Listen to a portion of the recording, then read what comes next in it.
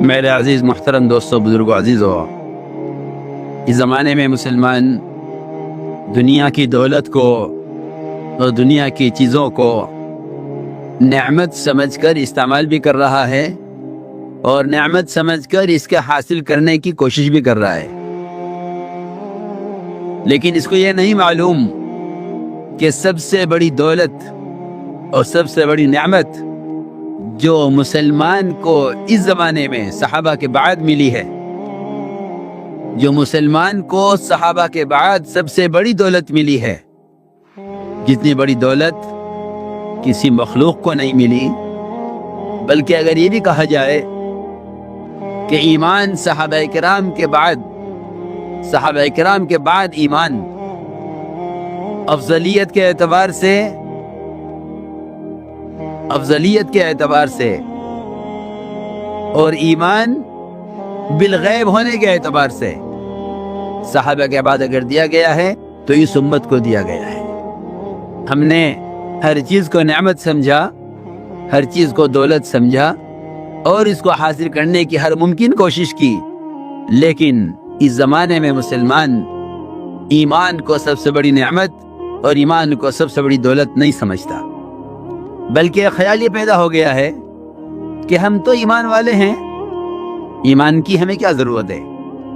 اس زمانے کی سب سے بڑی غلط فہمی یہ ہے اور اس زمانے کا سب سے بڑا دھوکہ یہ لگا ہے ایمان والوں کو کہ وہ سمجھتے ہیں یہ کلمہ لا الہ الا اللہ، اس کی محنت کے میدان وہ اغیار ہیں جو ابھی اسلام میں نہیں آئے ہیں، حالانکہ اللہ رب العزت قرآن میں مومن کو اس کلمہ کا زیادہ اہل اور زیادہ حقدار فرما رہے ہیں کہ مومن ایمان کا اہل اور ایمان کے زیادہ حقدار ہے۔ الزمہم کلمۃ التقوی وکانوا احق بها واہلها۔ میں نے ایک بات عرض کی ہے کہ مسلمان نہیں سمجھتا اس زمانے کا کہ ہمیں ملائکہ، انبیاء اور صحابہ، میری بات توجہ چاہے گی بہت، اس زمانے کا مسلمان نہیں سمجھتا کہ ہمیں ملائکہ، انبیاء اور صحابہ ان تینوں قسموں سے بڑھ کر ایمان ہمیں دیا گیا تھا، ان تینوں قسموں سے بڑھ کر ایمان ہمیں دیا گیا تھا، اس لیے کہ صحیح حدیث ہے۔ میں یہ بات اس لیے کہہ رہا ہوں کہ اس وقت مسلمان جتنا ایمان سے غافل ہے، اعمال سے بھی اتنا غافل نہیں ہے جتنا ایمان سے غافل ہے۔ حالانکہ حقیقت یہ ہے کہ ایمان کے بغیر نہ اعمال پر استقامت ہو سکتی ہے، نہ ایمان کے بغیر اس کو باطل پر غلبہ مل سکتا ہے، نہ ایمان کے بغیر اللہ کے وعدے اس کے لیے پورے ہو سکتے ہیں، اور نہ ایمان کے بغیر اس کے کسی عمل میں اخلاص ہو سکتا ہے، اور نہ ایمان کے بغیر اسے اپنے دین پر استقامت ہو سکتی ہے۔ یہ جو بنیادی چیزیں ہیں، کیونکہ سارے وعدے یقین پر ہیں، سارا اخلاص یقین میں ہے، سارا غلبہ یقین پر ہے، لیکن اس سب کے باوجود اس زمانے کا مسلمان جتنا ایمان سے غافل ہے اتنا اعمال سے بھی غافل نہیں ہے۔ حالانکہ میں درمیان میں عرض کر دوں کہ علماء نے لکھا ہے کہ احکام کا علم عمل کے لیے مقصود ہے، بذات خود مقصود نہیں ہے۔ علم برائے عمل ہے، علم برائے علم نہیں ہے، علم برائے عمل ہے۔ جب علم برائے عمل ہے تو علم سے فراغت ہو جائے گی، لیکن ایمان برائے ایمان نہیں ہے۔ اللہ کے توحید کا بیان کرنا بلکہ اللہ کی توحید کو بیان کرنا بذات خود مقصود ہے۔ یہ علماء کے سمجھنے کی بات ہے کہ علم برائے عمل مقصود ہے، اس سے فراغت ہو جائے گی۔ نماز کا علم اندر آ گیا ہے، اس کے مطابق نماز پڑھو، روزے کا علم اندر آ گیا ہے، اس کے مطابق روزہ رکھو، زکوٰۃ کا علم معلوم ہو گیا ہے، اس کے مطابق زکوٰۃ دو، حج کا علم اندر داخل ہو گیا ہے، اس کے مطابق حج کرو۔ آپ ہر نماز میں کتاب کھول کر نہیں دیکھتے کہ نماز کا طریقہ کیا ہے، آپ حج کرتے ہیں، حج کا طریقہ آپ کو معلوم ہے، آپ زکوٰۃ دیتے ہیں، آپ کو مال کی مقدار معلوم ہے اپنے، اور اس پر زکوٰۃ کی مقدار آپ کو معلوم ہے، لیکن ایمان سے مومن کو فراغت نہیں ہے۔ تو میں نے عرض کیا کہ وہ ایمان جو اس امت کو وہ ایمان جو اس امت کو ملائکہ، انبیاء اور صحابہ سے بڑھ کر دیا گیا تھا، اس زمانے کے مسلمان نے سب سے زیادہ ایمان کو ضائع کیا ہے۔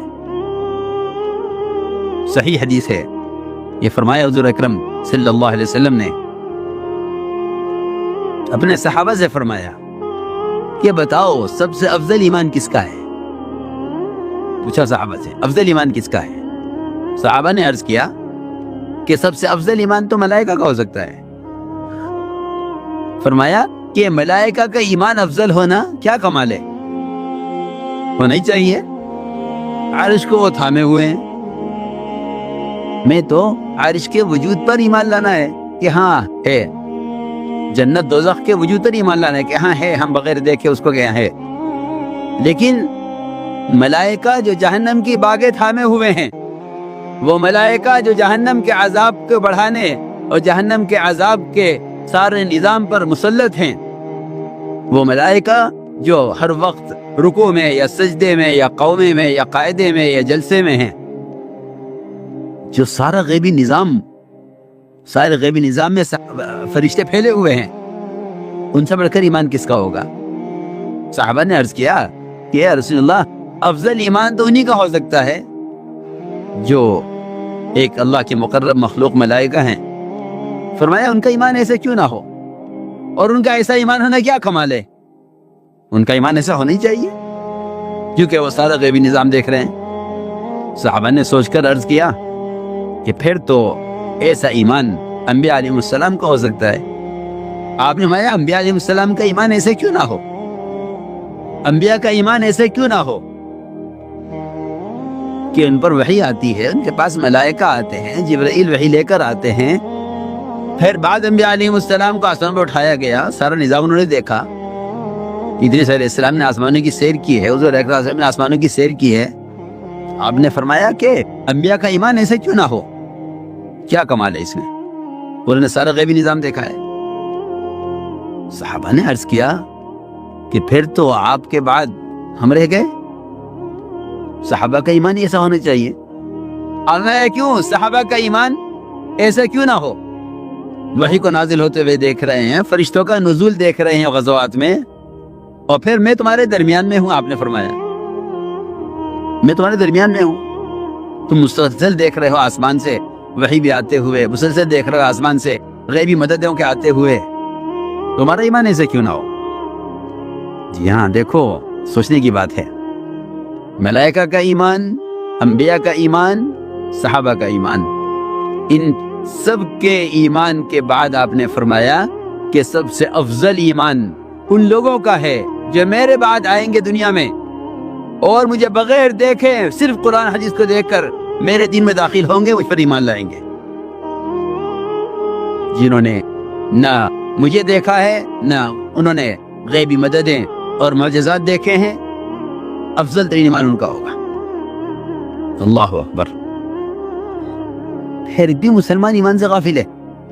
لکھا ہے علماء نے کہ ایمان صحابہ کے بعد آنے والے، صحابہ کے بعد ایمان میں آنے والے مسلمانوں کا ایمان وہ افضل ترین ایمان ہے، کیونکہ یہ تینوں قسمیں غیب کے نظام کو دیکھ کر ایمان لائی ہیں۔ اس لیے میں نے عرض کیا کہ سب سے بڑی دولت ایمان ہے، اور ایمان میں ایمان بالغیب اصل ہے، ایمان بالغیب اصل ہے، جس میں مشاہدات، تجربات، ظاہری تمام نظام کائنات، اس کا انکار کیے بغیر خدا کی قسم ایمان کا ذرہ بھی دل میں نہیں آتا ہے۔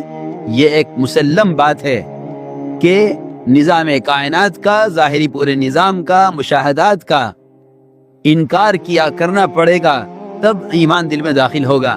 اگر نظام کائنات کو اصل سمجھتا ہے تو ایمان کی حقیقت تک کبھی، ایمان کی حقیقت کیا ہے، ایمان کی ابتدا تک بھی کبھی رسائی نہیں ہوگی۔ ایمان بالغیب اصل ہے۔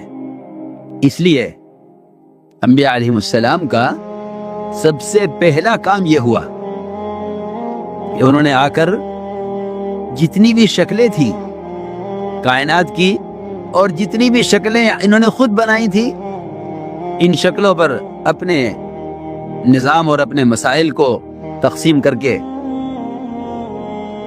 یہ شکل ہے رزق دینے والی، یہ شکل ہے اولاد دینے والی، یہ شکل ہے بارش دینے والی، یہ شکل ہے صحت دینے والی، ان ساری شکلوں کا انکار کیا قدرت کے مقابلے میں۔ لا الہ میں سب سے پہلے اللہ کے ہر غیر کی نفی ہے، سب سے پہلے اللہ کے ہر غیر کی نفی ہے، اور اس نفی کا مطلب صرف انکار کر دینا نہیں ہے، بلکہ اس نفی کا مقصد، اس نفی کا اصل مطلب یہ ہے کہ تم ان شکلوں سے کوئی امید ہی مت رکھنا، ان سے امید کی بھی نفی کرو۔ یہ کہنا نہیں یہ خدا نہیں ہے، کہ یہ خدا نہیں ہے تو تمہیں اس سے امید کیوں ہے؟ یہ خدا نہیں ہے تو اس سے امید کیوں ہے؟ میں نے عرض کیا کہ سب سے پہلا کام انبیاء علیہ السلام کا یہ ہے کہ وہ آ کر اپنی قوم کو ایمان بالغیب سکھلاتے ہیں، اور ایمان بالغیب ہی اصل ہے۔ لکھا ہے علماء نے کہ جس چیز کی تصدیق دیکھ کر کی جائے اس کو ایمان نہیں کہتے، اس کو ایمان نہیں کہتے، ایک ہی تصدیق دیکھ کر کی جائے۔ ایمان بالغیب اصل ہے۔ حضور اکرم صلی اللہ علیہ وسلم نے اپنے صحابہ کے یقین کو کائنات کے ظاہری نظام سے ہٹایا تھا، صحابہ کے یقین کو کائنات کے ظاہری نظام سے ہٹایا تھا۔ انہوں نے اپنے کائنات میں پیش آنے والے تغیرات کو، کائنات میں پیش آنے والے تغیرات کو کائنات سے جوڑنے پر کفر سے ڈرایا تھا۔ میری بات بہت توجہ چاہتی ہے کہ نظام کائنات کو کائنات سے مت جوڑنا، نظام کائنات کو براہ راست خالق کائنات سے جوڑنا۔ اگر تم نے کائنات کے نظام کو کائنات سے جوڑا تو دہریت میں پڑھو گے، اس لیے کہ دہریت کہتے ہی اس کو ہیں کہ نظام کائنات کا نظام کائنات سے چل رہا ہے، یعنی زمانہ زمانے کو چلا رہا ہے۔ دہریت اسی کا نام ہے، دہریت اسی کا نام ہے کہ نظام کائنات کائنات سے چلتا ہے۔ نہیں، نظام کائنات خالق کائنات سے چلتا ہے۔ خدا کی قسم، جتنے منتظر اسرافیل سور پھونکنے میں اللہ کی طرف پیشانی لگائے ہوئے، نظر جمائے ہوئے اللہ کے امر کے منتظر ہیں، جتنا انتظار ان کا ہے اللہ کے امر میں سور پھونکنے سارے عالم کو تباہ کرنے کے لیے، خدا کی قسم اتنا ہی منتظر ایک درخت کا پتا سوکھ کر درخت سے گرنے میں اللہ کے امر کا منتظر ہے۔ جی ہاں، اس پر ایمان لانا ہوگا تاکہ اس درمیان کی جتنی شکلیں ہیں، اسرافیل کے سور پھونکنے سے لے کر اس پتے کے گرنے تک، اور جبرائیل کے حجم اور ان کے قد و قامت اور ان کے پھیلاؤ سے لے کر، ان کے طول و عرض سے لے کر ایک چونٹی تک جتنی شکل ان کے درمیان میں ہے، ان ساری شکلوں کا اسی طرح انکار کرنا پڑے گا کہ کرنے والی ذات صرف اللہ کی ہے۔ اللہ کو بولنا سب سے بڑی عبادت ہے، اللہ کو بولنا ذکر ہے۔ اس زمانے میں لوگ صرف تسبیح پڑھنے کو ذکر سمجھتے ہیں، میری بات توجہ چاہتی ہے بہت۔ اس زمانے میں لوگ صرف تسبیح پڑھنے کو ذکر سمجھتے ہیں، نہیں، بلکہ نبی کو جو ذکر کا حکم ہے، نبی کو جو ذکر کا حکم ہے، اس میں نبی کو اس کا حکم ہے کہ آپ ہوئیے اور آپ اللہ کی بڑائی کو، اس کی کبریائی کو ان تمام شکلوں کے مقابلے میں بڑا بیان کیجئے۔ آپ سے اور انبیاء سابقین سے جو کفر کی لڑائی ہے وہ ذکر پر نہیں ہے، وہ ذکر پر نہیں ہے، بلکہ وہ لڑائی اللہ کے تذکروں پر ہے، لڑائی اللہ کے تذکروں پر ہے۔ اجعل الالہۃ الہ واحدہ ان ھذا لشیء عجاب، لڑائی ساری اس پر تھے، لڑائی ساری اس پر تھی۔ اتقتلون رجلا یقول ربی اللہ، کی لڑائی ساری اس پر ہے۔ اس لیے حضور اکرم صلی اللہ علیہ وسلم نے اپنے صحابہ کے ذہن کو کائنات کے ظاہری نظام سے ہٹایا کہ نظام کائنات کے تغیرات کا کائنات سے کوئی تعلق نہیں ہے۔ اونٹوں میں خارج پھیلی، میں بتاؤں گا، سمجھاؤں گا کہ جو حالات پیش آتے ہیں، ان حالات میں اللہ کو لوگ کتنا یاد رکھتے ہیں۔ ٹھیک ہے، تسبیح آپ نے صبح پڑھ لی، شام کو پڑھ لی، اس میں کوئی شک نہیں، اللہ کے ذکر کے انوارات، اس کے ذکر کے فضائل، اس کے ذکر کی برکات سب اپنی جگہ ہیں، اس سے انکار نہیں ہے۔ لیکن یہ بات یاد رکھنا کہ اللہ کے غیر کا تأثر دلوں سے نکلے گا نہیں جب تک اللہ کی ذات سے ہونے میں اس کے غیر کا انکار نہ ہو۔ ایک لا الہ الا اللہ کا ذکر ہے، ایک لا الہ الا اللہ کے تذکرے ہیں۔ چنانچہ صحابہ نے عرض کیا کہ اونٹوں میں خارج پھیل گئی ہے۔ آپ نے سوال کھڑا کیا کہ اونٹوں میں خارج کیسے پھیلی ہے؟ صحابی نے جواب دیا کہ ایک اونٹ کو ہوئی تھی سب کو ہو گئی۔ یہ کہ نہیں، یہ بات کلمے کے اور ایمان کے بالکل خلاف ہے۔ یہ اللہ کی قدرت کا انکار کر دینا ہے۔ جی ہاں، پکی بات ہے، یہ قدرت کا انکار کر دینا ہے کہ ایک کو ہوئی تھی پھر سب کو ہو گئی۔ فرمایا آپ نے کہ اگر اس ایک سے سب کو خارج ہوئی ہے تو پہلے اونٹ کو خارج کہاں سے ہوئی؟ یہ بتلاؤ۔ نعوذ باللہ، نعوذ باللہ، یہ کہنا کہ پہلے اونٹ کو اللہ کے حکم سے ہوئی، باقی کو اونٹوں سے ہو گئی، یہ نظام قدرت کا نظام کہلانے کے قابل نہیں ہے۔ یہ نظام قدرت کا نظام کہلانے کے قابل نہیں ہے کہ ایک اونٹ کو خارج ہو گئی تھی پھر سب کو ہو گئی۔ نعوذ باللہ، اللہ تو ایک کو چاہتے تھے مگر سب کو ہو گئی۔ نہیں، اس کی کوئی گنجائش نہیں ہے۔ اللہ کو اللہ ماننے کا تقاضا یہ ہے کہ کائنات میں کوئی ذرہ حرکت نہیں کرتا اس کے امر کے بغیر، تو جو امور پیش آتے ہیں ان امور کو اللہ کی طرف پھیرنا، ان امور کو اللہ کی طرف پھیرنا، یہ ہے اللہ پر ایمان لانا۔ یہ ہے اللہ پر ایمان لانا کہ تم کائنات کے تغیرات کو براہ راست خالق کائنات سے جوڑو۔ ورنہ صاف بات یہ ہے کہ جو کائنات کے تغیرات کو کائنات سے جوڑ دیں گے، ان کے اللہ کے درمیان یہ شکلیں حائل ہو جائیں گی، رکاوٹ بن جائیں گی۔ یہ پکی بات ہے کہ جو کائنات کے تغیرات کو کائنات سے جوڑ دیں گے وہ اللہ تک نہیں پہنچ سکیں گے، وہ اللہ تک نہیں پہنچ سکیں گے۔ کیوں؟ اس لیے کہ وہ کہیں گے کہ نجومیوں کو بھی خبر ہے کیا ہوگا۔ اگر نجومی کا انکار نہیں کریں گے تو یہ نجومی ہوں گے، ستاروں کے پجاری ہوں گے، یہ ستاروں کے پجاری بنیں گے۔ اگر یہ زمین سے ہونے کا انکار نہیں کریں گے تو یہ زمین کے پجاری بنیں گے، اور دوسروں کو بھی کہیں گے آؤ تم بھی ہمارے ساتھ زمین کا شکریہ ادا کرو کہ زمین غلہ دے رہی ہے۔ وہ تو اہم بات کہہ رہا ہوں۔ عقائد بگڑتے ہیں نظام کائنات کو کائنات سے جوڑنے کی وجہ سے، عقیدہ بگڑتا ہے نظام کائنات کو کائنات سے جوڑنے کی وجہ سے۔ عقیدہ درست ہوتا ہے نظام کائنات کا اللہ کے مقابلے میں انکار کرنے سے عقیدہ درست ہوتا ہے۔ عقیدے کی درستگی یہ ہے، اگر یہ نہیں سیکھو گے، یہ نہیں سکھلاؤ گے اور روزانہ بالالتزام بلا ناغہ اس کی دعوت نہیں دو گے تو یقین اور حالات، یقین کا بگاڑ اور حالات یہاں تک پہنچا دیں گے کہ تمہیں بھی بیٹھ کے سوچو گے کہ اگر ہم ان کے ساتھ زمین کی جے نہ کہیں تو کیا ہوگا۔ قانون تو یوں کہہ رہا ہے، پکی بات ہے۔ وہ تو اللہ کی طرف بلانے کی وجہ سے اللہ کی غیر کا تأثر دل سے نکلتا ہے۔ جب مومن اپنی زبان سے کہتا ہے کہ اللہ کرتے ہیں، جب مومن اپنی زبان سے کہتا ہے کہ اللہ کرتے ہیں، خدا کی قسم اس سے زیادہ باطل کے دل کے مرعوب ہونے کے لیے خدا کی قسم قرآن حدیث میں اس کے علاوہ اس سے بڑھ کر اور کوئی سبب ملے گا نہیں۔ میں جو کہہ رہا ہوں سمجھ کر کہہ رہا ہوں۔ جو مومن کہتا ہے کہ اللہ کریں گے، اس سے زیادہ باطل کے قلوب کو مرعوب کرنے والی اور کوئی چیز نہیں ہے۔ وَإِذَا ذُكِرَ اللَّهُ وَحْدَهُ اشْمَأَزَّتْ قُلُوبُ الَّذِينَ لَا يُؤْمِنُونَ بِالْآخِرَةِ وَإِذَا ذُكِرَ الَّذِينَ مِن دُونِهِ إِذَا هُمْ يَسْتَبْشِرُونَ۔ یہ تو خوش اس سے ہوں گے، یہ تو خوش اس بات سے ہوں گے کہ آپ کہیں کہ نہیں جی ایسا نہیں ہے، ہم اللہ بھی ہیں پھر آپ بھی ہیں، اللہ کے بعد آپ ہی ہیں۔ جی ہاں، جی ہاں، اللہ بھی ہیں آپ بھی ہیں، اللہ کے بعد آپ ہی ہیں۔ ہاں، اس سے خوش ہو جائیں گے۔ اگر آج کہ نہیں اللہ ہی ہیں صرف، تو ان کے دل مرعوب ہوں گے، ان کے دل مرعوب ہوں گے اس سے، اور ان کا دل شکستہ ہو جائیں گے اس سے کہ مومن یہ کہے کہ اللہ سے ہوتا ہے۔ میں نے عرض کیا کہ سب سے بنیادی کام یہ تھا کہ نظام کائنات کے تغیرات کو کائنات سے مت جوڑو۔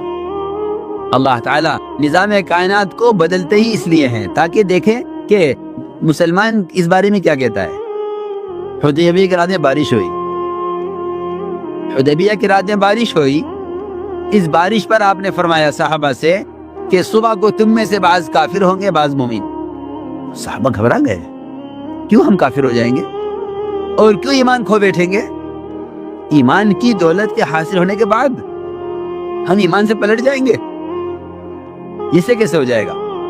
میں کہ ہاں, جو یہ کہے گا کہ بارش اللہ کے حکم سے ہوئی ہے وہ اللہ پر ایمان لانے والا ہے اور ستاروں کا انکار کرنے والا ہے. جو یہ کہے گا نہیں بارش فلاں ستارے کی وجہ سے ہوئی ہے وہ اللہ کے انکار کرنے والا, ستاروں پر ایمان رکھنے والا ہے.